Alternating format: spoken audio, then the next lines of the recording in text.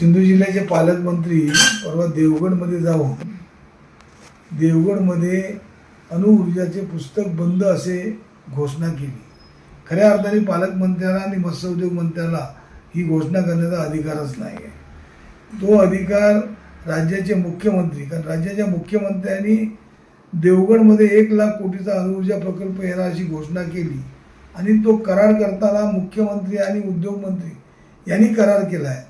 त्या 2 मंत्र्यांच्या माध्यमातून खऱ्या अर्थाने आदेश निघाला पाहिजे की देवगडमधला असलेला अदानीचा प्रकल्प रद्द झाला आहे, अशा प्रकारचा येण्याची गरज आहे।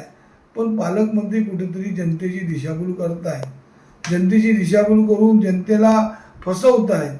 तर या माध्यमातून जनतेला आम्ही आवाहन करतो की पालकमंत्र्यांनी जरी सांगितलं असलं तर जोपर्यंत हे पत्र दोन्ही मंत्र्यांचं सहीचं पत्र किंवा दोन्ही मंत्र्यांनी हा प्रकल्प रद्द केला असा आदेश येत नाही तोपर्यंत प्रकल्प रद्द झाला असं समजू नये। कारण हा प्रकल्प रद्द होण्यासाठी जनतेने गावागावात आता बैठका घेऊन ग्रामपंचायत ठराव करून जे परप्रांतीय किंवा बाहेरून येणारे दलाल यांना जमीन खरेदी करण्याकरता जसा असल्ले गावांनी कणकवली तालुक्यातल्या असल्ले गावांनी ठराव केला आहे तशा प्रकारचा ठराव करून कोणालाही जमिनी विकू नये।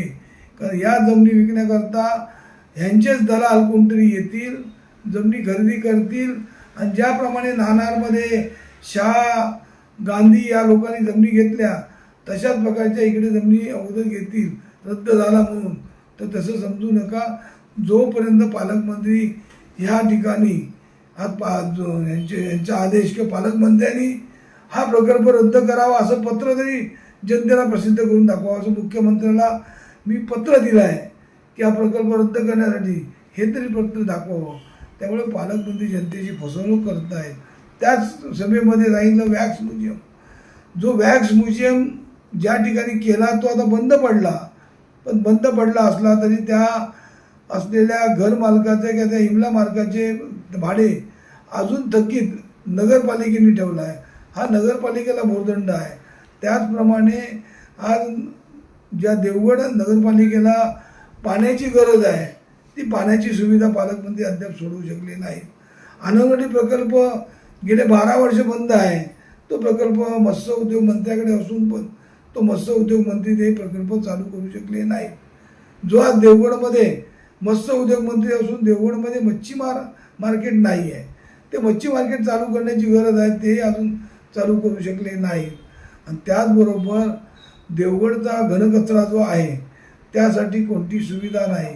त्यांनी एकतर कणकवलीमध्ये जो एजी डॉक्टर प्रकल्प आणला 1200 कोटीचा आणला आणि जनतेची निवडणुकीच्या तोंडावर फसवणूक केली, तसा प्रकल्प आणू नये, प्रकल्प होणारा आणावा। कारण आज ज्या ठिकाणी देवगडमधलं तांबळटेकमधला जो 2-250 कोटीचा प्रकल्प जो पर्यटनाचा प्रकल्प अजून उद्घाटन झालं नाही आणि देवगड शहरात पर्यटन सुविधा केंद्र चालू करून हे सुविधा केंद्र कोणासाठी, हे सुविधा केंद्र अणुऊर्जा प्रकल्पाला येणाऱ्या दलालांसाठी आहे की जनतेसाठी आहे? कारण ही सुविधा केंद्र अशा प्रकारची कणकवलीचं बंद अवस्थेत पडलेलं आहे, वेंगुर्ल्याचं बंद पडलेलं आहे, सावंतवाडीचं बंद पडलेलं आहे। मग या पर्यटन सुविधा केंद्रामध्ये अशा प्रकारचे 5 कोटीची कामं करून काय उपयोग आहे? त्यापेक्षा जनतेला जी आवश्यकता आहे, ज्या आरोग्य केंद्रांमध्ये ज्या सुविधा नाही आहेत त्या सुविधा पूर्ण करता ह्या DPTCतले पैसे खर्च करण्याची गरज आहे। हा DPTCतला पैसा उडवून उधळपट्टी करतो आहे, ती खऱ्या अर्थाने थांबण्याची गरज आहे। परवा त्या ठिकाणी एक मोर्चा काढला गेला, मोटरसायकल रॅली काढली गेली। ही मोटरसायकल रॅलीमध्ये बहुतांशी भारतीय जनता पक्षाच्या पदाधिकाऱ्यांची मुलं, काही भारतीय पक्षाचे कार्यकर्ते या मोर्चामध्ये होती आणि या मोर्चातून त्यांनी दाखवून दिला आम्हाला रोजगार हवा। याचा अर्थ त्यांनी नितेश राणेंनाच घरचा आहेर दिलेला आहे की तुम्ही त्यांना 12 वर्ष रोजगार देऊ शकलेला नाही, त्यामुळे तुमच्या विरोधात काढलेला तो मोर्चा होता, तुमच्या विरोधात त्यांनी मोर्चा काढला होता, तो पण मोर्चा तुमच्या पैशाने तुमच्या विरोधात की आमच्या असलेल्या आमदारांनी आणि इकडच्या मंत्र्यांनी आम्हाला रोजगार देऊ शकले नाहीत। एका बाजूने खासदार प्रकल्प होणार म्हणून सांगतात आणि त्यांचा मुलगा प्रकल्प होणार नाही म्हणून सांगतात। ही विसंगती जनतेने लक्षात घ्यावी। आणि जनतेने हा प्रकल्पाचा लढा कायमस्वरूपी चालू ठेवावा, बंद करू नये. गावागावातून अशा प्रकारचे ठराव करून प्रकल्प नको असलेले ठराव करून शासनाला पाठवून द्यावे, एकत्रित करून शासनाला पाठवून देण्यात यावे.